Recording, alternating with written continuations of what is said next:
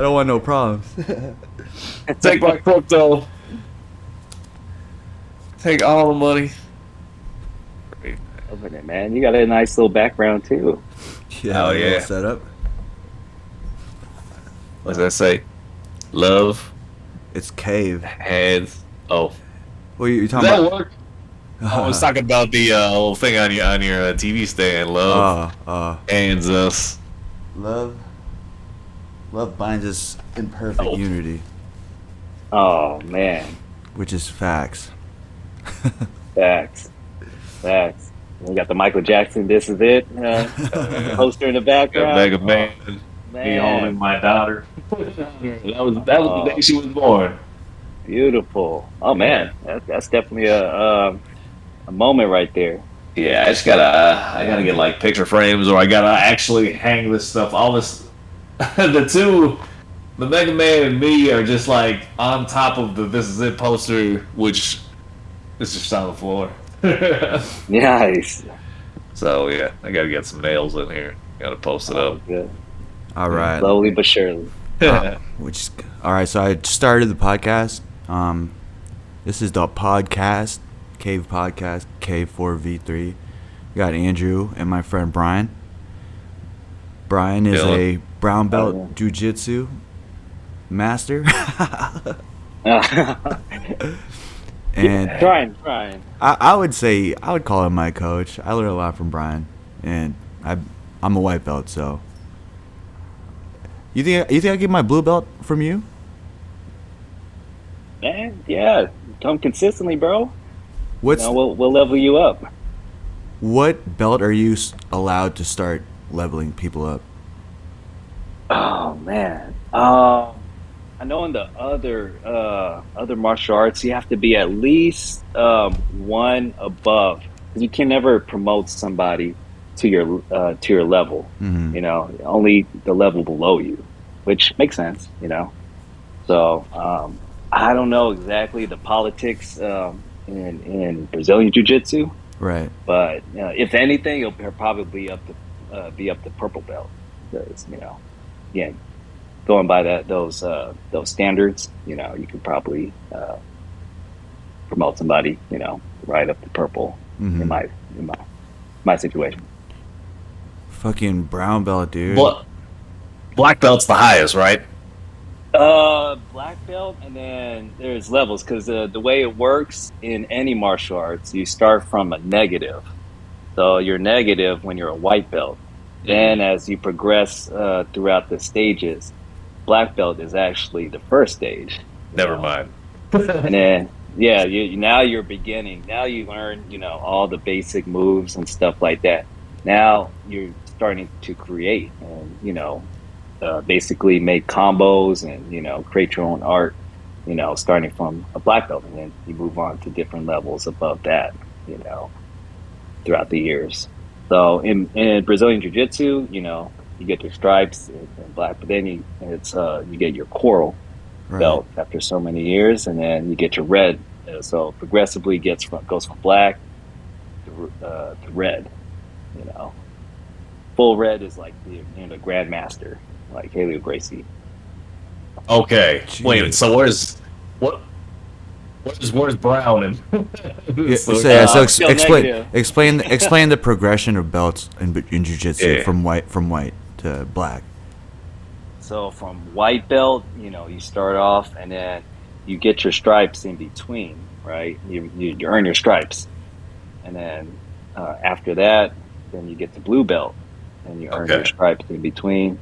Then purple belt, there we go. brown Okay, belt, I remember. then black belt. Yeah, Hmm. Gotcha. Okay.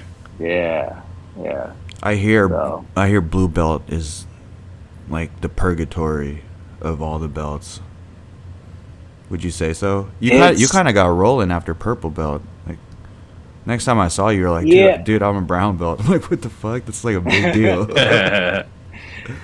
Well, yeah, it was tough. It was tough. A lot of people actually quit when they get their blue belt, Hmm. because it's like whether it's whatever the reason, consistency, or they feel like I got my belt, uh, accomplish something. Yeah. It's actually a rough and really it beats you down because you get submitted, tapped out, you get dominated, Mm. all the time when you're a lower belt. Mm. And it's tough. You got to build like a mental toughness to continue to like kind of pursue and keep it going. It's not always easy, but you got to go through the motions like with everything. Hmm. Just kind of just learn, and you learn more from a loss than from being dominant and winning all the time, So I right? totally get that. So as a blue belt, compared to a white belt, the higher belts would more likely bully the blue belt over the white belt, right? Because Yeah, yeah. you're more likely to know how to defend these. Like you should be able to know how to defend these, opposed to a white belt. It's like, I'll let them do what they want to What do. am I Right, doing? right. Yeah, so sometimes I mean it can be dangerous too for a higher level belt to roll with the white belt that's kind of going wild, and because a lot of times you're always going to find somebody being their most natural and in their reaction, like they Hmm. would do on the streets in a situation where they're very tense, and it's very fast paced Right. sometimes, and they don't know, they just go off natural reaction, and very explosive, and Full a lot of blast. times you can get hurt. Yeah, full blast, and both parties can get hurt, Hmm. just from a wrong move. So yeah, Shit, I yeah. know. Yeah, yeah, yeah. We learned through uh, experience, right? We've been there, yo, right? I yo, remember. Brian, and I were rolling one time, right? And I was Yeah. rolling this white belt, and we got into this scramble, and I somehow landed on my arm, and my arm extended the other way. But Yeah, I fucking cracked that shit back into place, dude. And then they were I like, remember. Oh my God. they were like, hey, you should go to the hospital. I'm like, I'm down. Let's go. Let's get I them work. going. You can call a car. Like call an Uber. Dude, Yes. I rolled up to the emergency in my gi and my arm slinged around my white belt. Could have used your belt There as you a know. sling, man. Total defeat, Yeah, man. yeah, man. But no, yeah, Shoot, I bet the Yeah, emergency rooms get a lot of those guys in those geese with just accidents. like Yeah, messed up limbs going through. I'm sure. I'm sure. I'd rather take Yeah, that than a leg injury, though. I've seen some. Have you seen guard pulling injuries?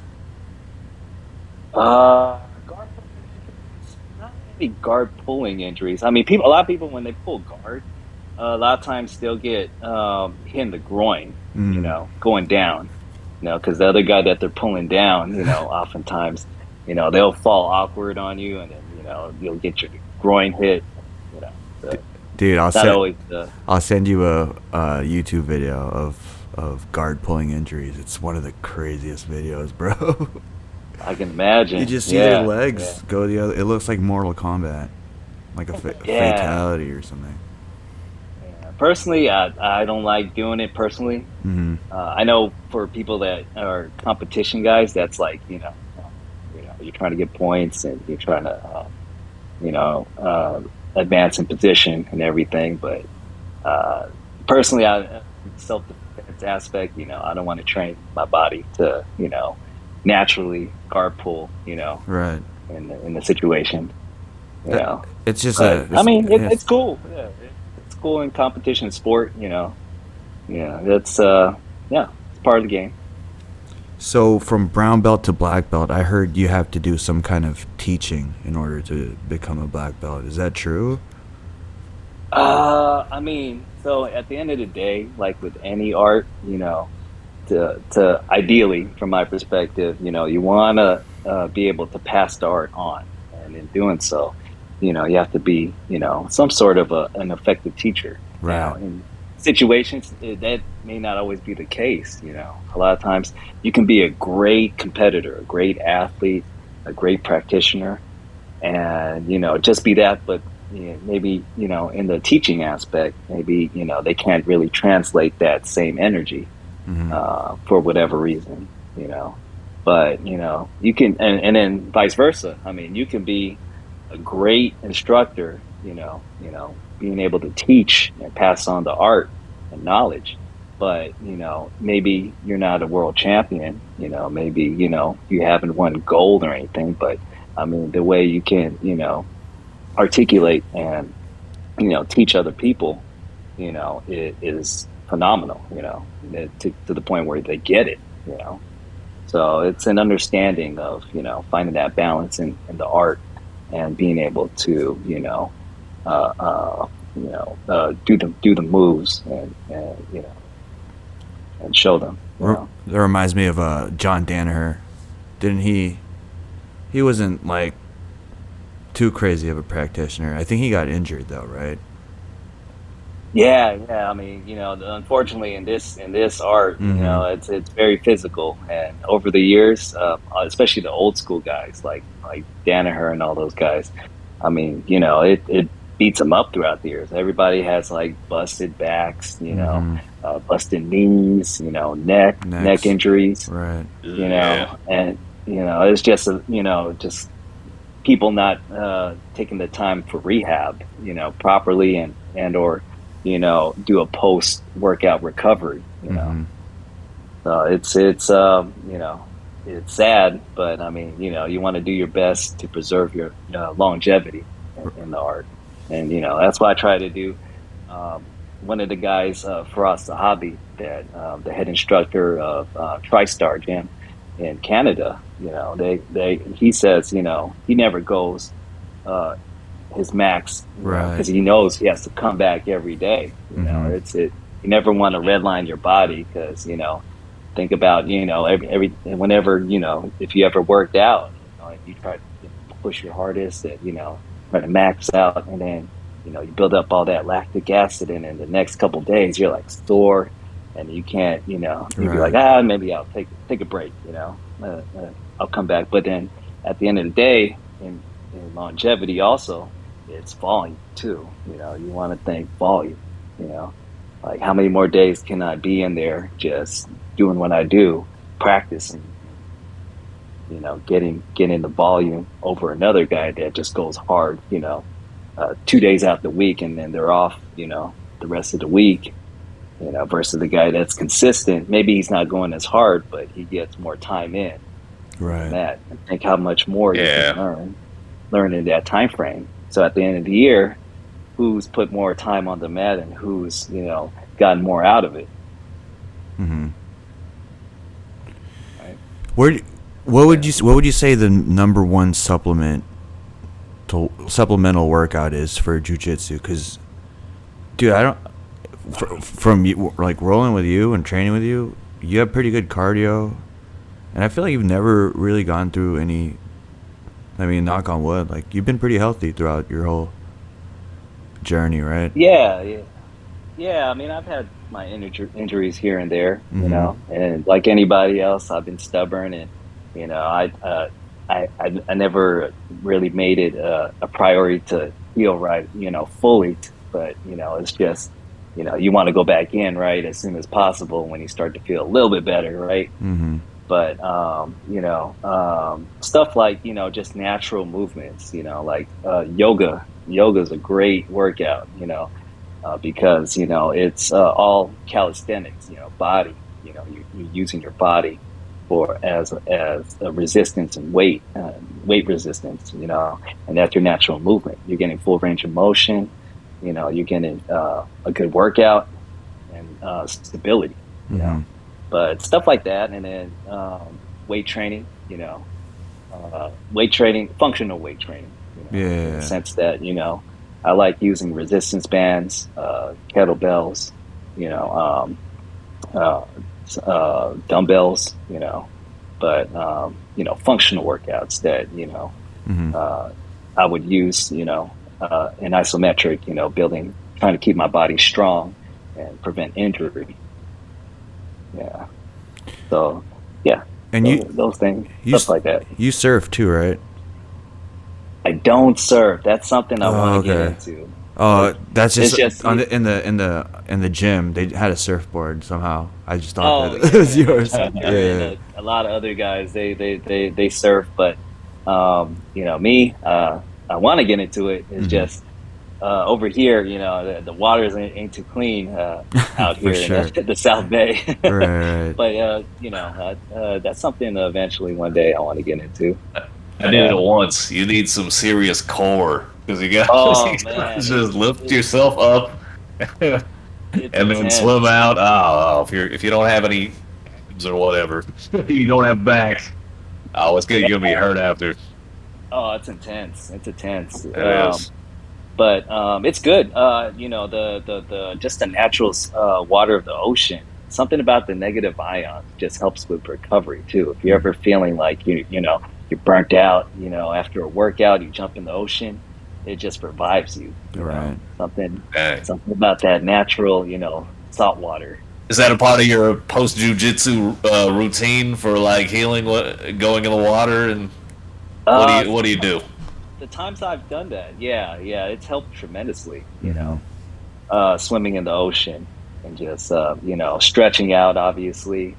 But sometimes that maybe I don't go back to the gym to work out.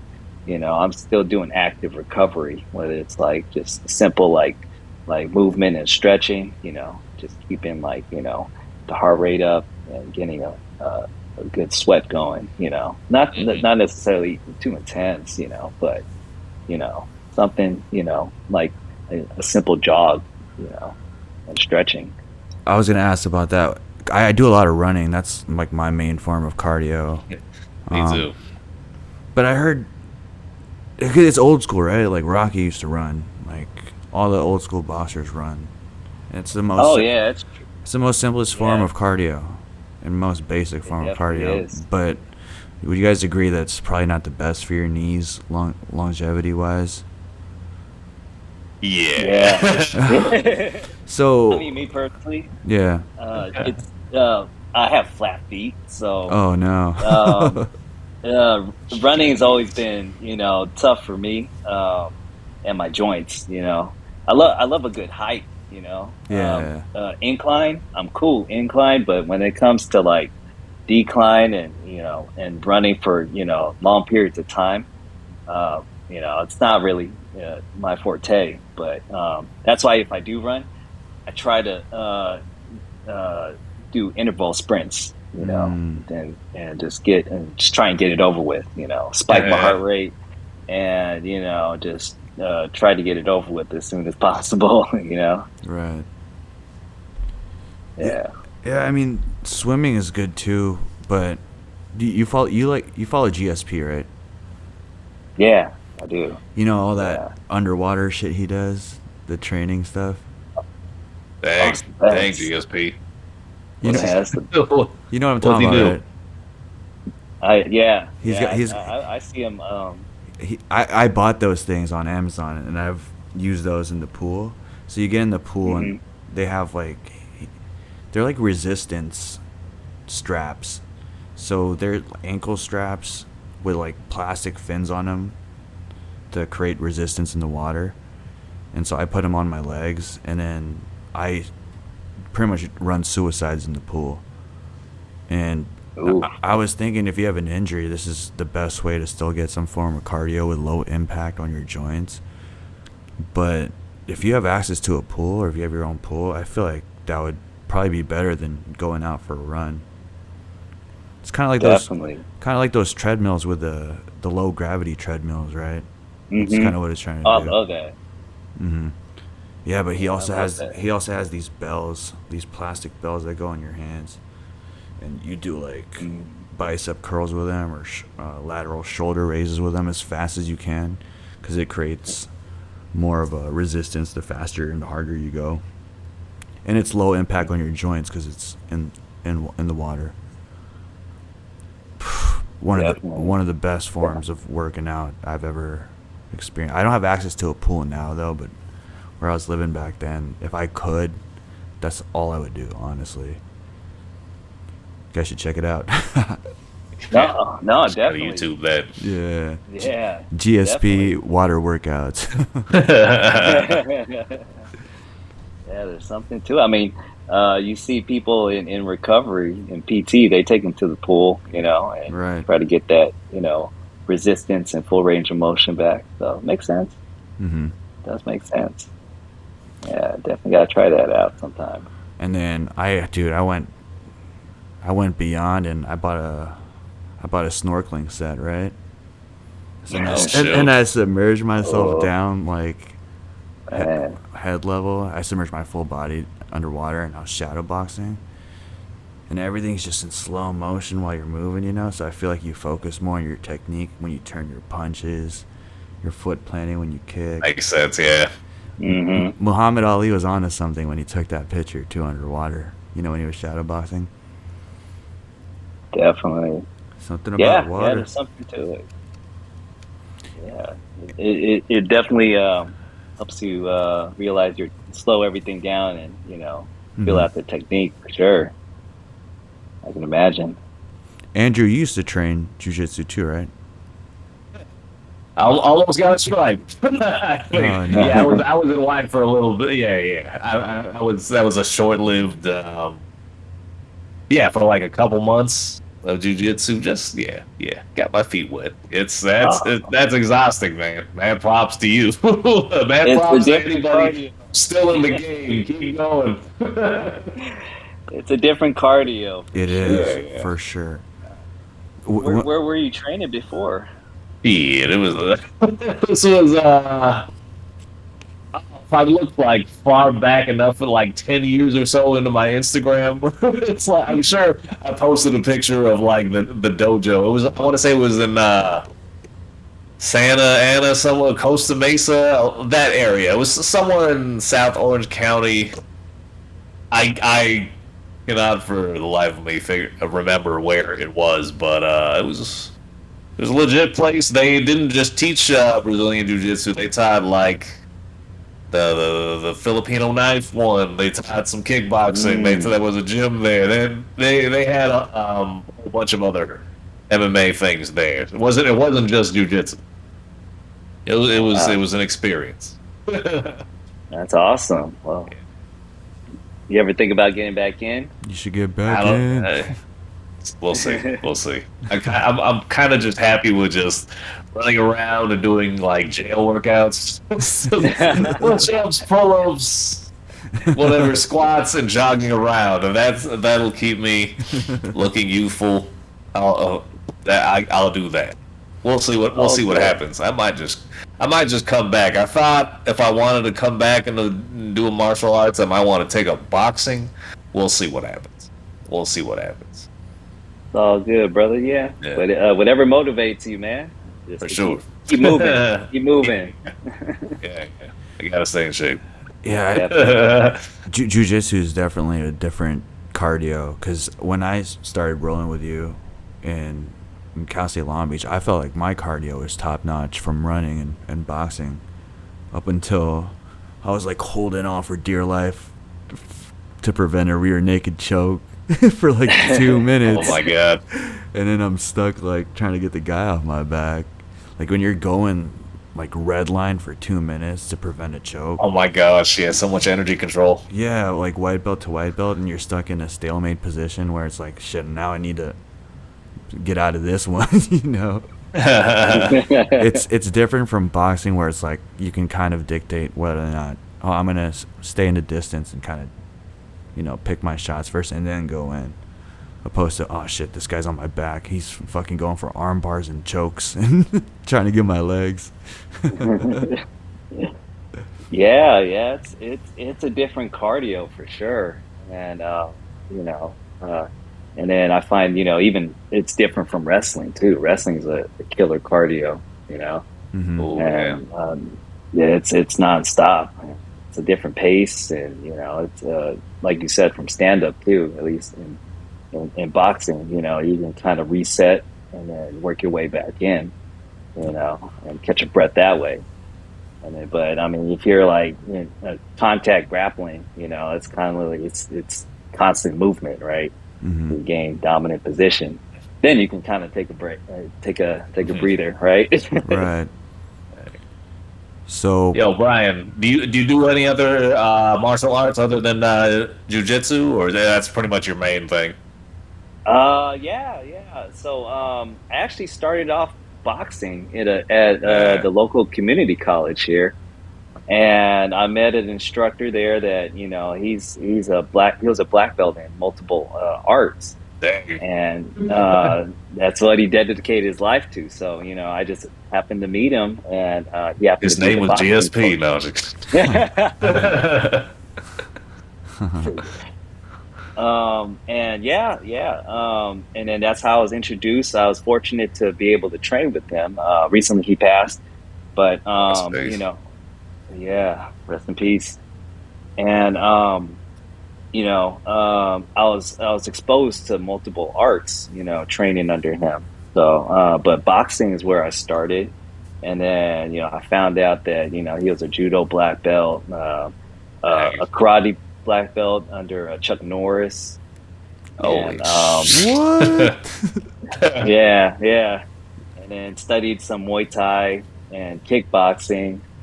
So he integrated that all under his style. So I was able to be exposed to, a lot of that stuff, coming up. And then, I joined a jujitsu actual school with under Cobrina. He was world champion for many years in I believe, a 155 division. Um, Is for yeah, jujitsu, I was right? trained For jujitsu. in jiu-jitsu, and then recently I've been training with a black belt instructor under Danny Nosanto coming out of his school. So he's been teaching me kickboxing, Kali, our Filipino That's stick one. fighting. Golly, that's the one. Yeah, yeah. And believe it or not, I've been finding more and more that the weapons training actually helps with your kickboxing and Muay Thai because it's all angles, So, it helps with reaction and, distance and movement too, So, slowly it's coming together, but that's some of the other stuff that, I've been training with, and then I began with another buddy of mine that's been studying judo too for forever, and so I'm feeling that out too. So yeah, That's a little fun. bit here and there. That's crazy, man. Do you ever do like tournaments or anything, or? Oh no, I messed up my ankle, Oh, and okay. it popped during training, and it's Oh never been the no. same since. So it's been super weak, Uh, that joint. So I don't go hard in training. I'll help I've helped teammates, train for competition, but going under there, a lot of times sometimes if I'm going too hard, my ankle get swole up, and I'll have to ice it down. So it's kind of like a gift and a curse in the sense that I still train, but then I can't oh. compete like I want to, Well, at when the you like time. when you like grapple with people, or you like, don't touch my ankle. Yeah. Yeah, I always I wonder make that sure too. I warm up like like crazy, Like, especially because in my style in jujitsu, we also train in catch wrestling too. Catch Mm. wrestling is very unconventional. So it's like the way I see it as it's like the perfect unconventional style to mesh with your traditional jujitsu because there's a lot of like awkward like cranks and different locks and stuff that you can pull from different angles that you normally wouldn't do in your conventional sport jujitsu school that people train in. mhm. So it's yeah, yeah. So it's a lot of leg locking and Ah, cranks. yeah. So if you think about like stuff like your wrestling, your pro wrestling, a lot of Mhm. that Hmm. stems from like catch wrestling. Gotcha. That's He's- interesting. Yeah, when I roll Yeah. after once I started getting better from my arm injury, when I rolled, I wouldn't tell him, but once I get put into an armbar, I'll tap. Like I'm not even gonna try to like pull it out and muscle it out, you know. And personally, that changed my way of training. Personally, it taught me I shouldn't even be in that fucking position where I'm having to rely on some brute strength to break the armbar, you know. Yeah. Or just don't get in that position at all, bro. Yeah, that's true. That's true too. No, you're right. Totally, totally. You know, that's the cool thing about training that most people, most guys like try to tough it out and, and not tap. And, the thing is like they're tensing up, in that moment, right? Once you tense up, I mean, that's where people get hurt, and then they're trying to muscle out of it, that's where injuries happen a lot of times, unfortunately. But I mean, I tell people all the time, just nothing wrong with just like tapping and resetting. As you start to progress, in time, you'll start to find, listen to your body and be like, oh, that's a position where I'm not gonna mess with and try to get out of because I already feel awkward. My joint isn't where it's supposed to be, and any more pressure on it can pop or whatever, snap. So, there's nothing wrong with just tapping and resetting. Even if it starts to feel awkward, I'm like, all right, tap. We can reset. So for me, I got into martial arts because of, I feel like the culture around the time I was growing up was, everybody was kung fu fighting. Literally, like Power Rangers, Teenage Mutant Ninja Turtles, Batman. Yeah. Yeah. So, Three Ninjas, Surf Ninjas, like Mortal Kombat was out at that time. Killer Instinct, the game. There was wrestling too, was popping around that time. So for me, like, whenever I was with my cousins, we would wrestle, and then that kind of led me into taking like karate classes, And I feel like after that, like, it was natural for me to gravitate towards, MMA and boxing because of my upbringing, So I would say that that's why I'm really into martial arts. Would you say the same is for you? Like, what got you into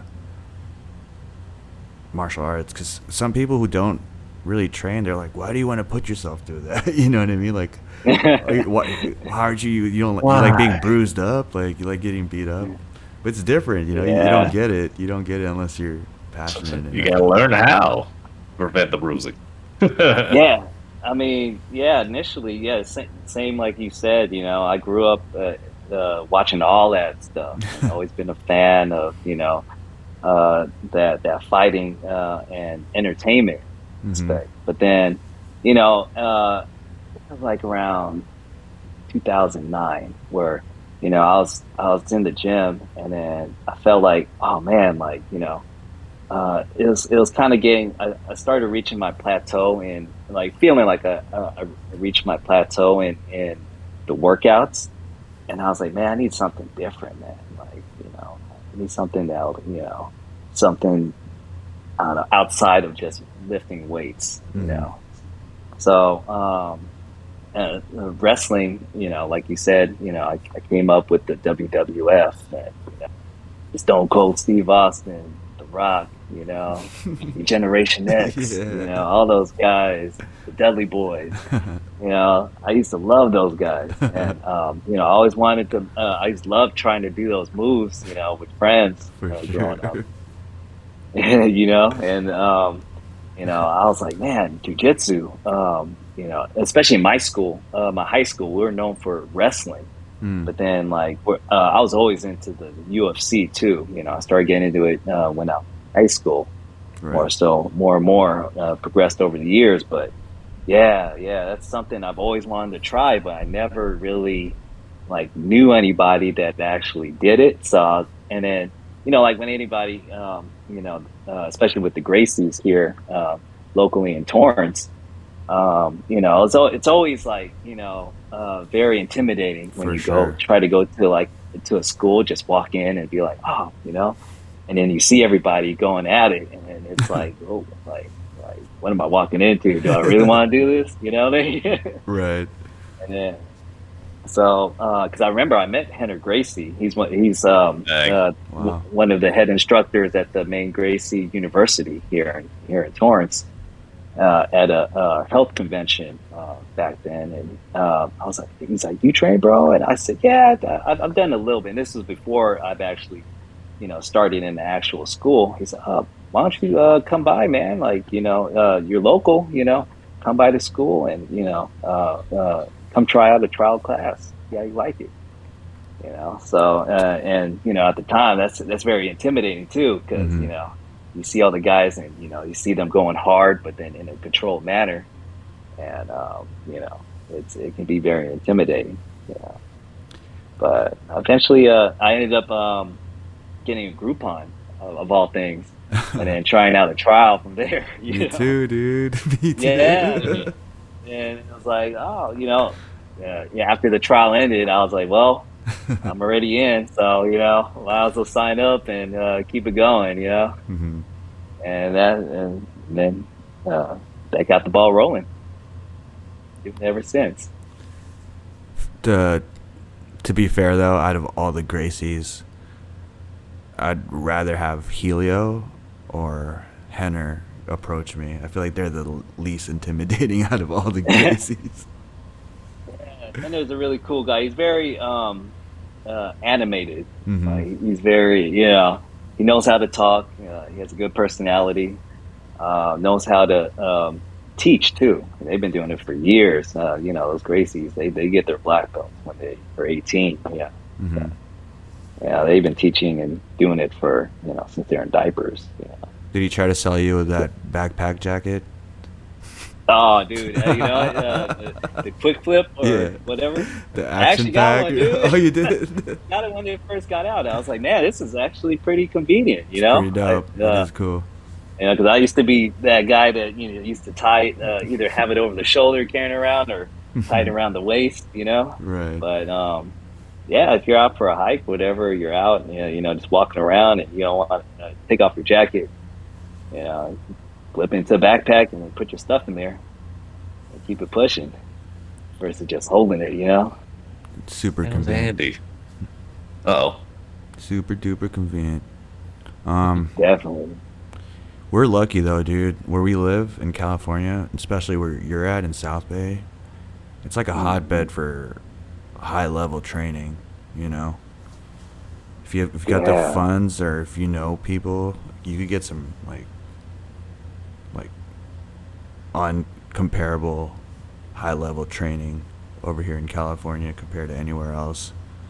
Palm So Beach is a spot for Brazilian Jiu Jitsu. in Torrance, There's a that's where Oh, like Torrance. the Gracies are, right? Like over in Yeah, that yeah, area.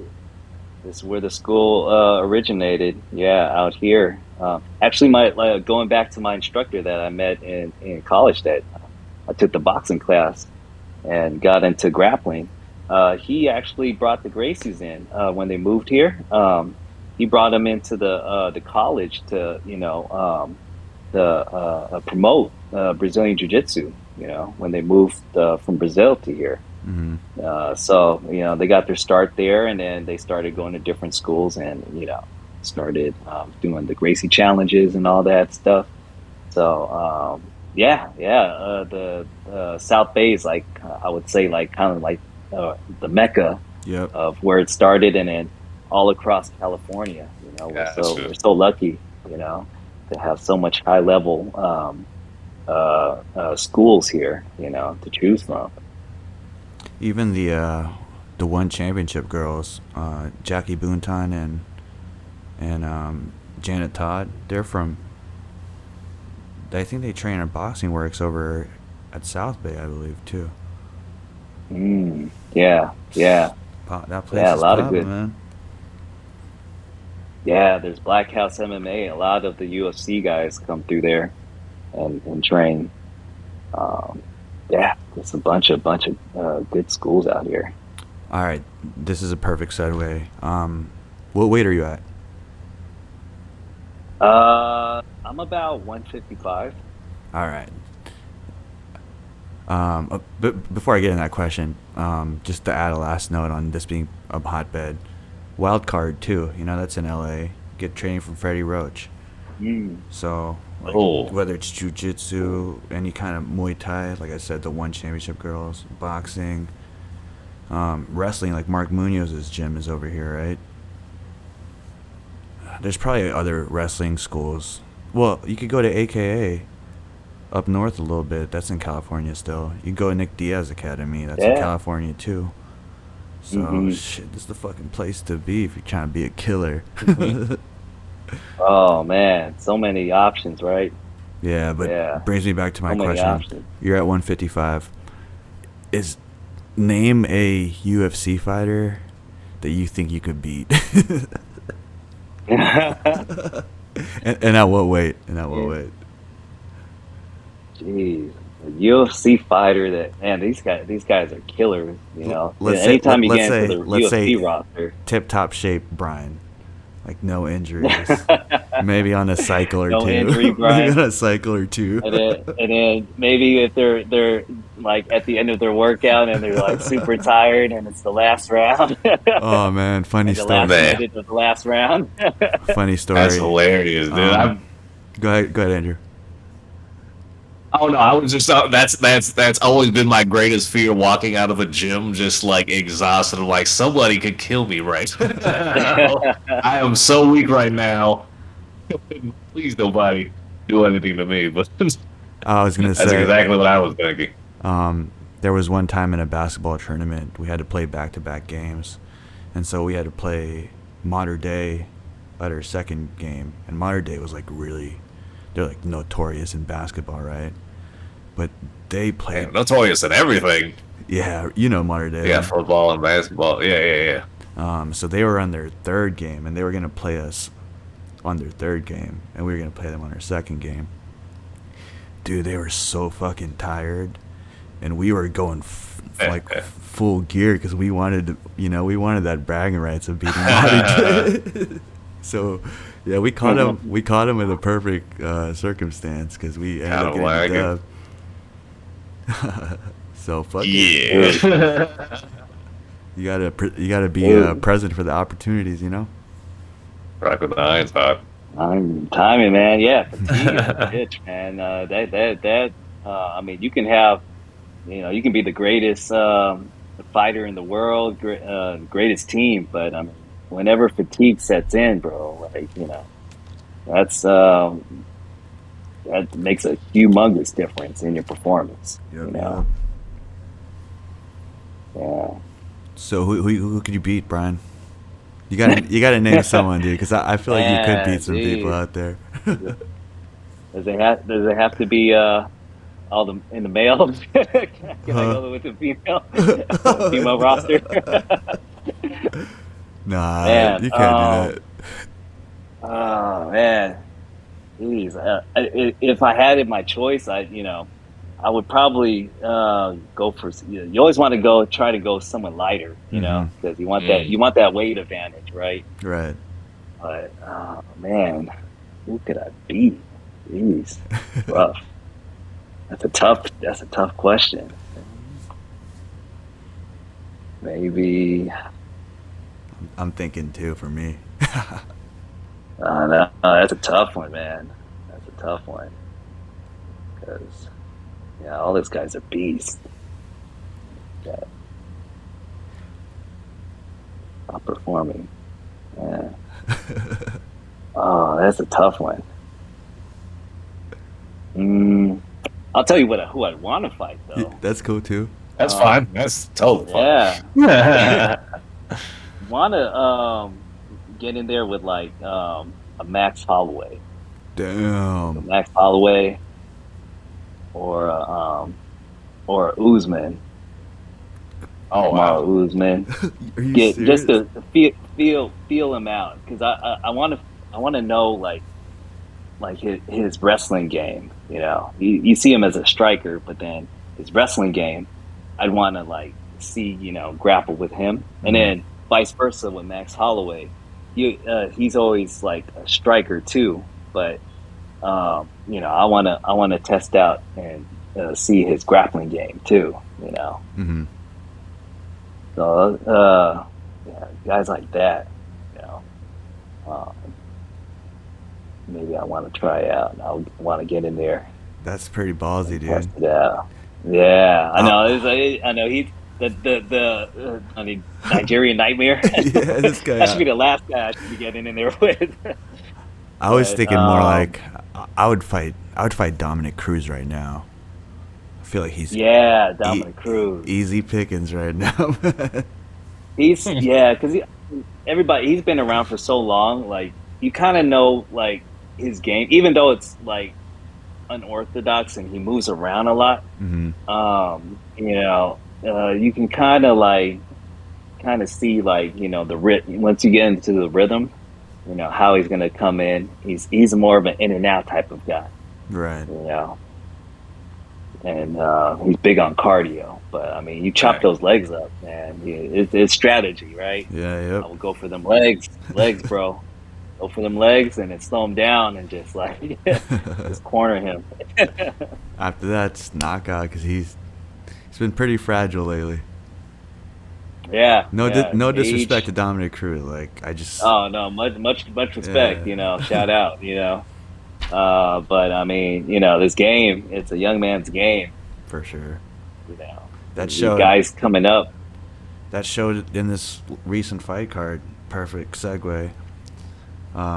Dude, if the way Kamzat handled Kevin Holland, there's no way Nate Diaz. Ragdolled them. There's no way Nate Diaz would have been competitive. Ragdolled them. Well, as good as a grappler that Nate is, like his wrestling, I mean, I don't think that he has that caliber. I mean, we haven't seen it. I don't know, hmm but as far as what we've seen, that high caliber wrestling like that, I mean, it's yeah, Nate would have had a rough night for sure. You know, I don't think Nate really has that good of wrestling. I feel like he's a little more. He's kind of like what Tony Ferguson thinks he is, as far as I catch you with something off the scramble, without the elbows from the ground.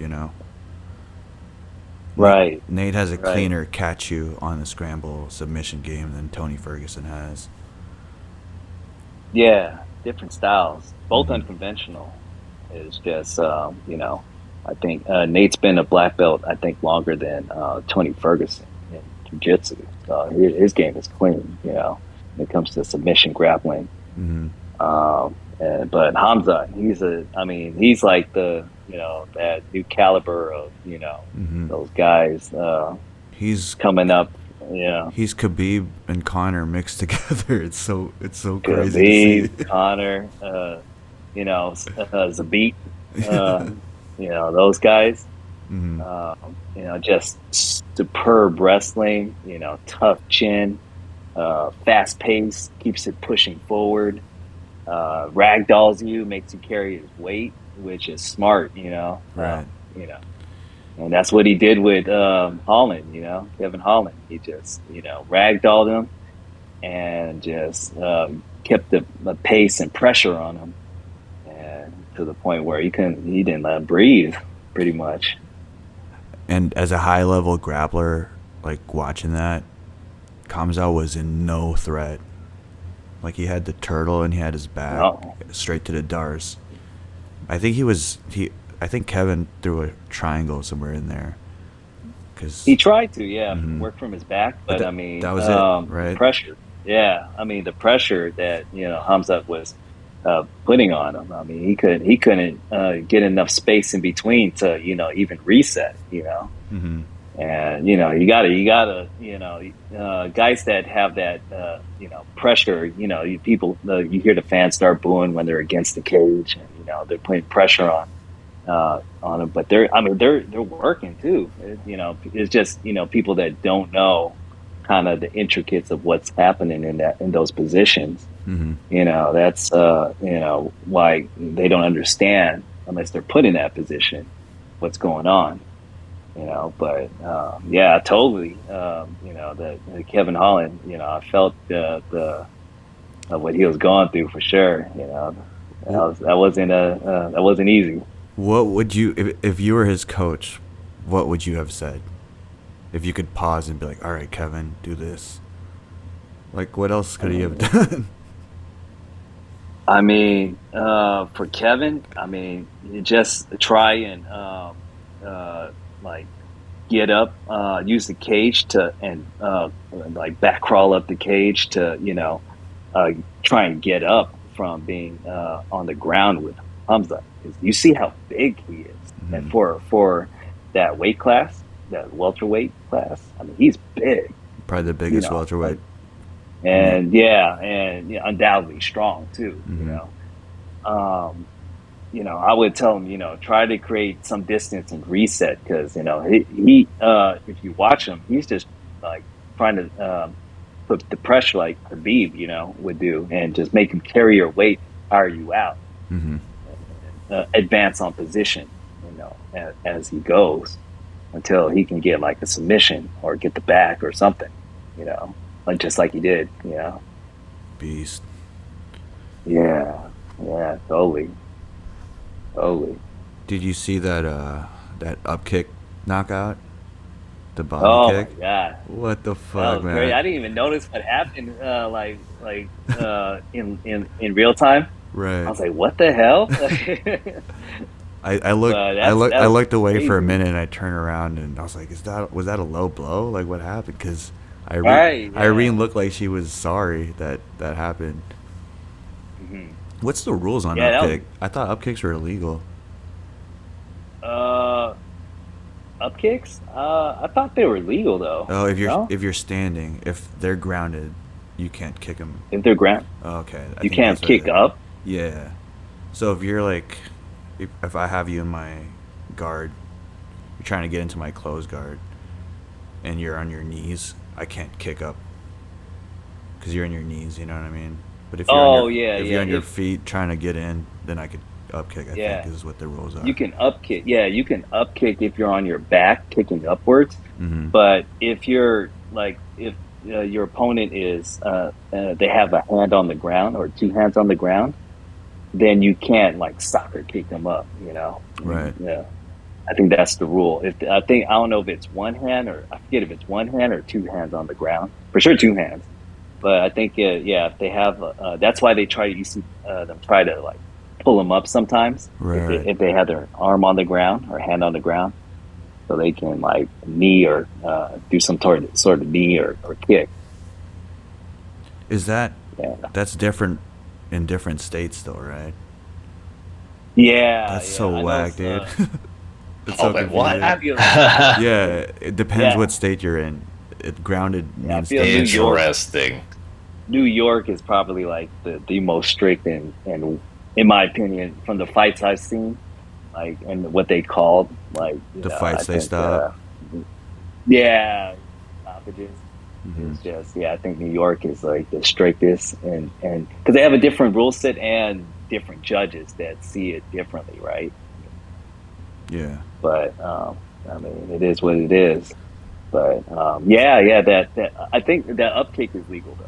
The upkick is legal, and that was directly on the money. A liver shot. Yeah. If you ever got hit in the liver, your whole system just shuts down. It hurts like a bitch. It's like imagine getting hit in the groin, Hmm. and then Oh, you just fall. The whole system shuts down. Yeah, that's what happens when you get hit in the liver. Someone told me after the fight, she was like, "Yeah, I was training that." We're working those heel kicks hey, upward to right get in the that liver. liver. Yeah, I mean, I imagine that would be a good self-defense move if you're a woman, in basic self-defense. If a guy were to you were to get thrown down, and a guy was coming at you, to just kick up toward the nuts, Hmm. Yeah, get a nut shot, in and the groin. get it. You can hit the liver. Uh, Money too. We should practice those with some pads next time and film it. Yeah. See how Liver kicks. Liver shots. Did you think Definitely. that Li Jian got robbed against Dana Rodriguez? Oh, it was a good close fight. It was a good close fight because it was a lot going back and forth. Hmm. Uh, he definitely won in the suit competition going in. That was a pretty for the conference. That's the funniest That thing, was man. pretty nice. Yeah, yeah. But I honestly thought he was gonna win, in my opinion. But you never know with these judges, right? Mm-hmm. You never know how they're scoring it, on these rounds. But I mean, it was a good back and forth, But I guess D-Rod took the win that night. D-Rod had all the advantages, though. So He looked big. yeah, he He looked did. big. And props to him because I mean that was a fight he took on last. Both of them took on last notice. Mm-hmm. So just them getting in and going for it. That was good. It was a good fight, definitely. Did you watch the fight, Andrew? Nah, I did not get a chance to watch it. Mhm. Well, Nate Diaz versus Tony Ferguson. I think it would have been perfect if both of them like dipped out that night. If Ferguson was like, "I'm out too." Cause He looks different. Tony, He looks different. He doesn't. It doesn't feel like he has that same energy, right? same with Nate though. I don't know. Nate didn't look the same either, right? Yeah, I mean, I don't know, because it was so last notice, and maybe it was something of being cautious going in, fighting each other, Mm-hmm. because both of them are so unconventional. Mm-hmm. You don't know because no one trained none of them trained for each other, right? Right. And so I don't know is that, but then I know that I can tell that the years have been catching up to both of them, and especially with Tony Ferguson in the last couple fights. I mean, I personally don't think that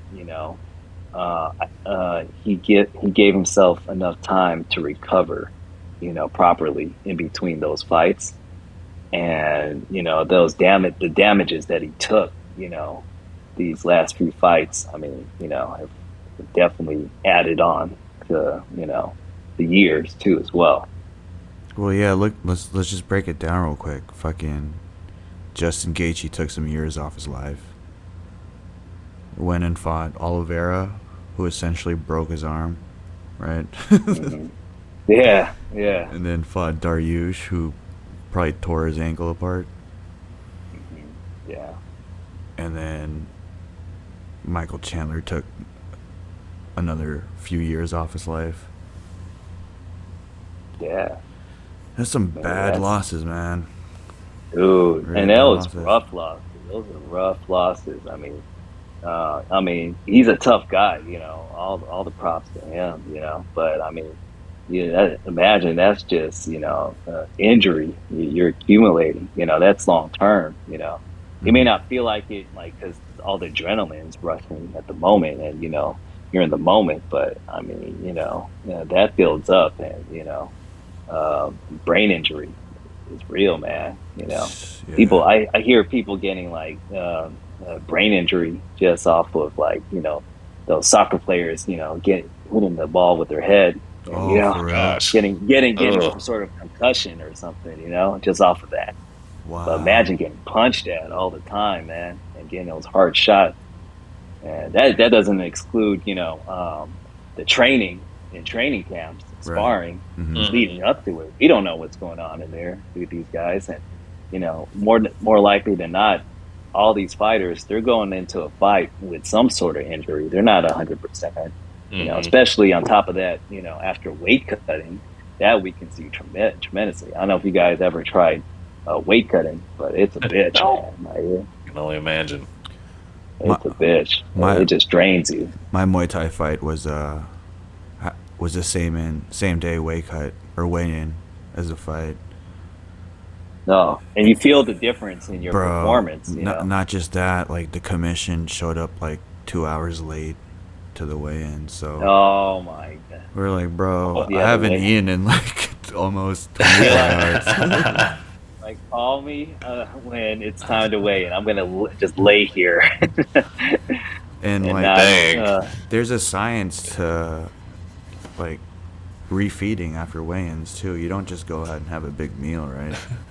No, no, you need to slow, especially like even after fasting in general.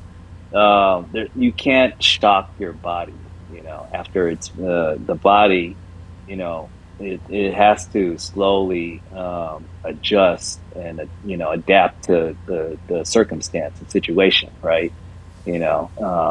So I mean, after not eating for a long period of time or whatnot, Mm-hmm. you can't just have a full blown on meal. You'll get indigestion, heartburn, Ah, all that stuff, right?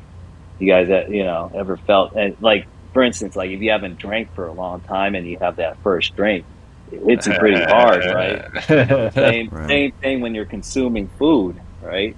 I mean, you can't just like, gorge yourself right after a long fast. You Bunch have to slowly build up to it. bunch of candy and what, shit. Yeah. what did you eat after your weigh-in? I just had breakfast. So I had a Nice. omelet, some hash browns, and orange juice. Man, I bet that tasted amazing. Sensational. Yeah, Yeah. I wanted to get more stuff, but I was like, I can't get bloated because the fight's tonight, you know? Oh gosh. Yeah. Yeah. I mean, that could, all those starches and stuff like that can weigh you down too. You're Right. like food coma after. Yeah, I think the proper way is you have to drink puree. They say like you drink puree or something, right? 3 bottles Uh, of puree and then probably Hmm. some fruit.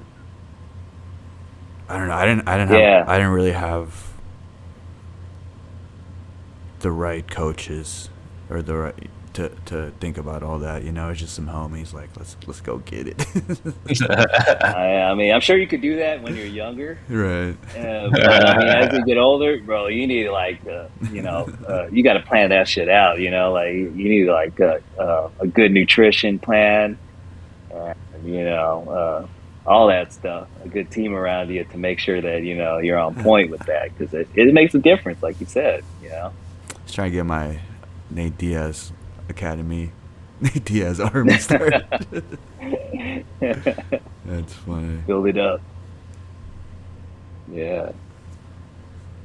All right, we're about an hour, so I'm gonna wrap it up with who do you think the best martial artist is The best martial artist right now, or let's do all time. all time.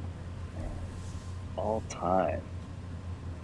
I mean, there's masters that, come from all sorts of the world from different arts that are, we've probably never even Right, heard of right, that, right. been around. So, I mean, And it's hard to say. hand to hand combat, no weapons, because obviously Musashi Yeah, would kill yeah. everybody. guy with a gun would kill everybody. Yeah, yeah, just whip out my pistol real quick. Gun fu. Yeah, gung fu. Um, I don't know who the best would be, but influential. I would say, you know, um, obviously Haley Gracie has changed the game for sure. As far as how we look at and train in martial arts, Gene LaBelle, Judo Gene LaBelle, he was one of the very first martial artists to actually um, mix the being in mixed fights, being a wrestling background and a judoka.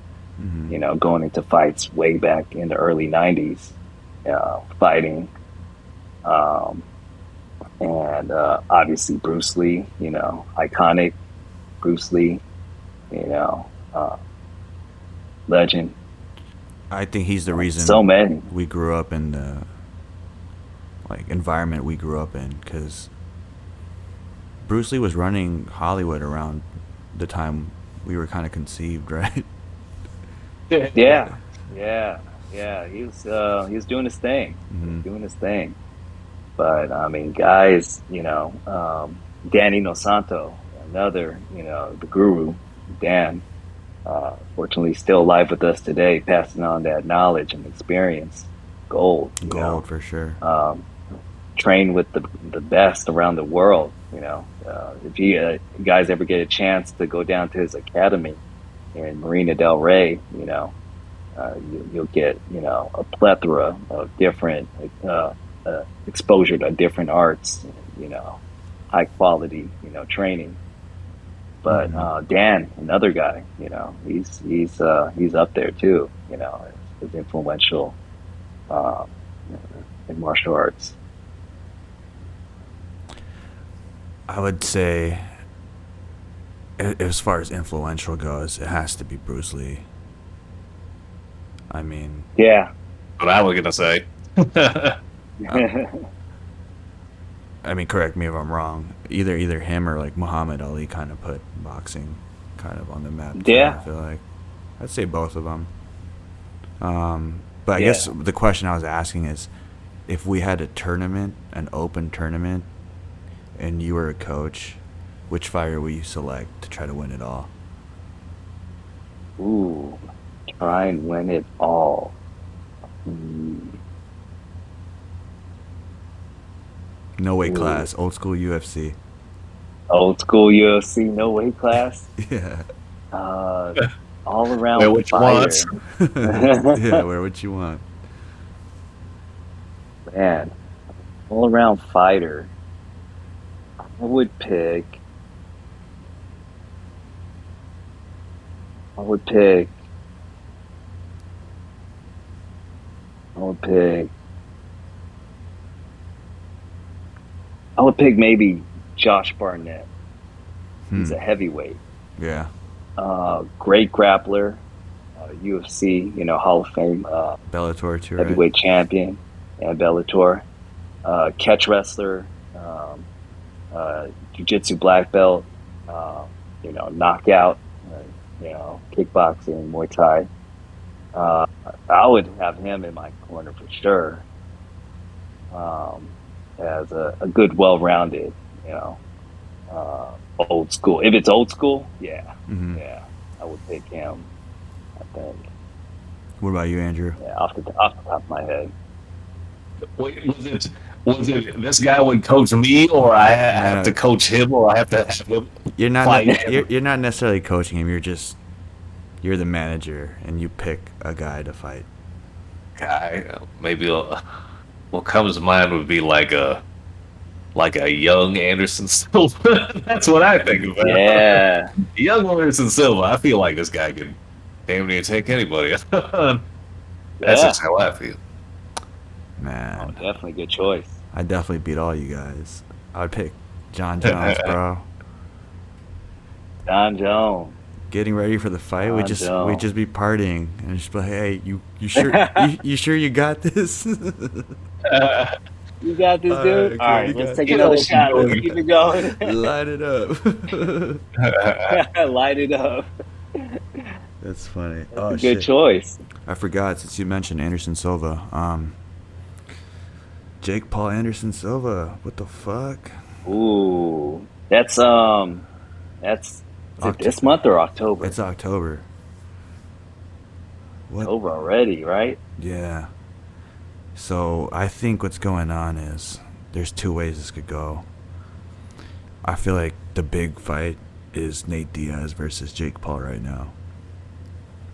Mm. So I think you think it's like kind of what he was hinting when he's going to go to a different organization and like show out, mm-hmm. but not necessarily giving too much right now. It's kind of just like you know Because giving us a little. if Jake Paul beats Anderson Silva, then the Nate Diaz Jake Paul fight I think is 100%. But if Anderson beats Jake Paul, then it's Nate Diaz versus Anderson in a boxing match, which is fucking epic. Too, I think. Mm. Yeah, it's a weird mix of style. It'll because again both of them are unconventional, right? Hmm. Um, and yeah, you just uh boxing rules is way different than MMA rules, obviously. That's for sure. So it'll be interesting to see for sure. Definitely. It's so crazy that you just got to be an influencer in order to book these. Like he knocked out Tyron Woodley. Like that's pretty fucking dope. You know, I hate on the guy, but Yeah. it's pretty cool to have a knockout on Tyron Woodley. I mean, yeah, that says something. I mean, you know, I don't knock that they train. You know, I mean, if they weren't like media people, like social media influencers, they didn't have their YouTube channels and whatnot.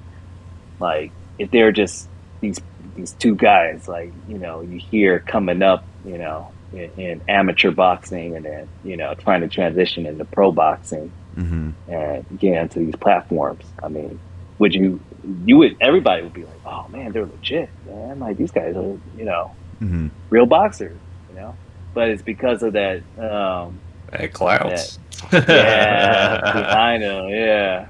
That too. I mean, they know how to, you know, unfortunately, that's how you promote stuff, and, you know, nowadays, is, you know, get the hype around it, you know, try to clout chase and, you know,